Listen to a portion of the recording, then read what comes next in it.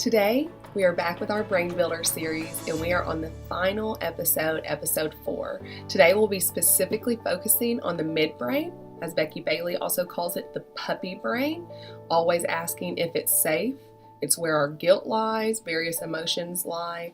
Specifically today, we'll also be talking about rewards and why rewards are often dangerous for kids. This does not necessarily apply for every child, however, it's definitely something to consider. And it definitely applies for any children with trauma. So getting out our brain, we have, once again, we know this, our prefrontal cortex, we have our brainstem, and then today we'll be talking about our midbrain, which is a part of our brain that's really remorseful and guilty and sad, and it only wants to know, am I safe, am I safe? Something makes the child mad, they flip their lid, they're acting on their brainstem, and typically when we're working on getting this brought back down, the kids will probably start to function within their midbrain. And this is when we start seeing that, I'm really sorry, I shouldn't have done that really guilty feelings. And this is the time that we want to hold them and love them. This is not the time that you want to punish them again, because we don't punish the midbrain. We work on talking to the prefrontal cortex. So if this is the sad, remorseful brain, this is when we bring them in and talk to them even more. This is a great opportunity, is kids cannot act good if they are always told that they're bad. So this is a great time to capitalize on this, is making sure your child knows that the decisions they make do not define who they are. They are not a bad child. The kid in your classroom is not a bad child. They make poor decisions, but they can change. Give them the freedom to change.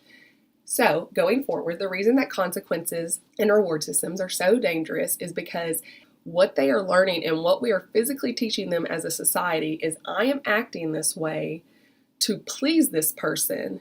I am acting this way to get a reward.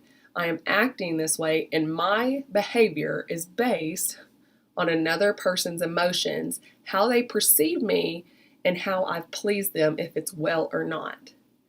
The reason that this is so scary is because if we live on this model and we are not incorporating the prefrontal cortex, when they're teenagers or when they're off in college, they're going to be looking to peers. They're going to be looking around saying, who am I looking to please?